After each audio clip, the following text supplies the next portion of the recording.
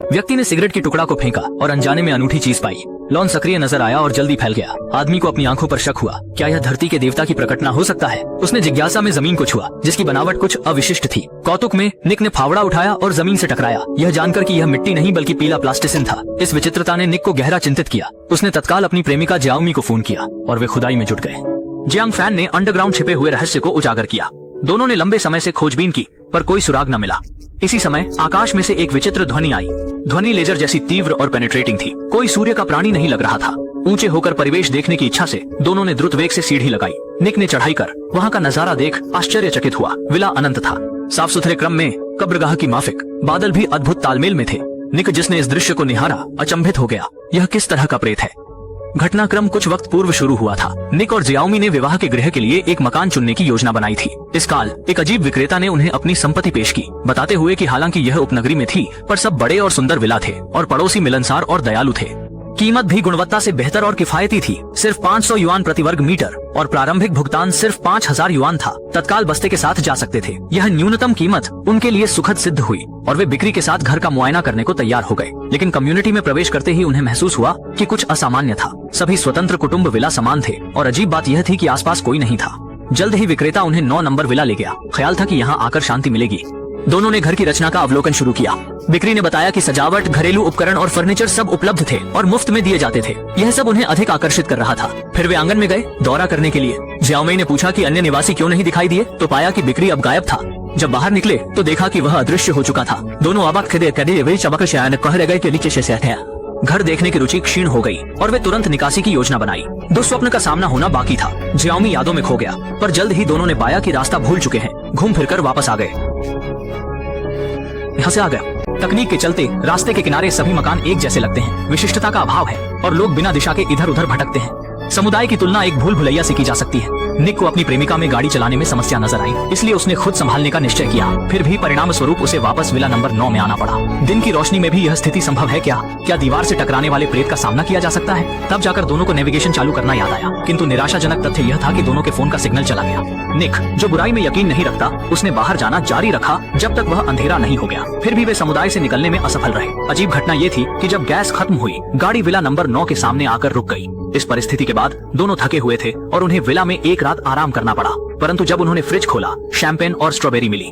भूखे होने के कारण उन्होंने खाना खाने का निर्णय लिया, पर जैसे ही उन्होंने खाना मुंह में लिया, उन्होंने पाया कि उसमें कोई स्वाद नहीं था। जब पेट भर चुका, तब वे बिस्तर पर लेट गए और बेचैनी के साथ रात बिताई। भूतों वाली जगह छोड़ने का संकल्प किया। उस अगली सुबह निक ने कार से सीढ़ी निकाली और ऊंचाई से जगह का अवलोकन किया, पर छत पर चढ़ते ही वह गहरी निराशा में डूब गया। अंतहीन निवास समुदाय भूल भुलैया की तरह था। निक ने फैसला किया कि उसे जल्दी यहाँ से निकलना चाहिए, क्योंकि गाड़ी में तेल नहीं था। इसीलिए दोनों ने सूरज की ओर बढ़ने का निर्णय लिया। उस जगह से दूर जाने की कोशिश की। जब तक सूरज ढल नहीं गया, वे फिर भी पिंजरे से मुक्त नहीं हो पाए। उस वक्त जियाओमी दीवार पर चढ़ गई और एक चमकदार रोशनी देखकर चकित हो गई। वह सोचने लगी कि शायद वहाँ कोई रहता हो। उत्सुकता से घर में प्रवेश करने के बाद उसने पिछली रात खाया भोजन पाया और वे फिर से दुहाखी होकर नंबर 9 विला में वापस चले गए। परंतु इस बार डोर स्टेप पर एक अतिरिक्त कार्डबोर्ड बॉक्स था, जो दैनिक जरूरतों और खाने से भरा था। ऐसा प्रतीत होता था कि उन्हें समुदाय में प्रयोग के लिए बंदी बनाया गया था। यह देख निक गुस्से में भर उठा। क्योंकि सामने वाला नैतिकता की बात नहीं करता था, इसलिए निक कठोर होने आ गया। निक ने पैतृक लाइटर से पेपर को जलाया और बिना संकोच के घर के पर्दे को आग लगा दी, ताकि छुपे हुए नियंत्रकों को बाहर निकाल सके। किंतु विला लगभग पूरा जल चुका था और कोई आग बुझाने वाला नहीं आया। अब थक चुके दोनों बस सड़क पर ही रात बिता सकते थे। जियाओमी सबसे पहले जागी और उसने डिब्बे की ओर देखा। जिज्ञासा से खोला। अंदर वास्तव में एक प्यारा बच्चा लड़का था और कार्डबोर्ड बॉक्स पर एक वाक्य था। बच्चों को स्वतंत्रता देने वाला वाक्य स्वायत्तता से परिपूर्ण था।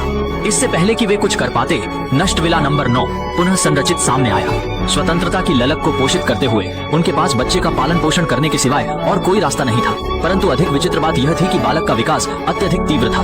केवल 981 दिनों में वह युवा 10 वर्षीय बन चुका था। उसका आचरण भी मानव विपरीत था। अक्सर उनके कर्मों की अनुकृति करता है। जैसे ही रात ढलती, वह मार्शल आर्ट कर्तव्यों को बिस्तर से चुपके से निहारा करता था। भूख या क्रोध महसूस करते ही तेज चीत्कार उसके मुख से निकलती। उसकी जरूरतें पूरी होने तक वह चुप न होता और निक प्रायः भागने की फिराक में रहता। उन्होंने एक महत्वपूर्ण बात पर ध्यान दिया कि घरेलू कचरा इस कार्डबोर्ड बॉक्स में एकत्र होता और जल्द ही उसे SDDH पर रख दिया जाता, जहाँ से ले जाया जाता और ताजा आहार मिलता। आपको केवल यहाँ घूर कर नियंत्रक को पकड़ने की जरूरत है।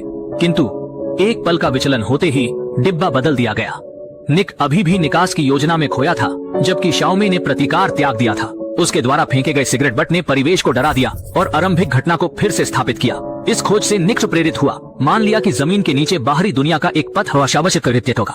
निक ने गड्ढा खोदना शुरू किया और आधा महीना झटके में बीत गया, किंतु उसे कुछ हासिल नहीं हुआ। लगातार परिश्रम ने उसकी हड्डियों को थका दिया था। उसके गुर्दों में कमी और कुपोषण के संकेत थे। शाओमी ने इसे देखा और दुखी हुई। वह चाहती थी कि निक हार स्वीकार करे, पर उसे पता था कि इस शोचनीय स्थिति में गड्ढा खोदना उसकी आत्मा को बचाए रखता है। और बालक और भी विचित्र होता जा रहा था। रात के अंधेरे में वह ये टीवी छुपकर चालू करता, एक अजीब छवि वाला वीडियो बजाकर जो कुछ अस्वाभाविक सीख रहा था उसे ध्यानपूर्वक देखता। इस व्यवहार ने निक और शाओमी को अस्थिर किया। टीवी बंद करने के बाद भी लड़का चिल्लाता था। दोनों सिर्फ लड़के के विचित्र व्यवहार को सहन कर सकते थे और लड़के की भूख बढ़ती गई जब तक कि उसे पर्याप्त भोजन नहीं मिल जाता। वह चिल्लाता रहता और निक इस सनक को अब सह नहीं सकता। निक ने भोजन पकड़ा और दीवार पर पटक दिया और गुस्से में लड़के को उठा लिया। शाओमी की निराशा के बावजूद उसने लड़के को जबरन कार के अंदर बंद कर दिया। निक इस स्थिति का लाभ उठाना चाहता था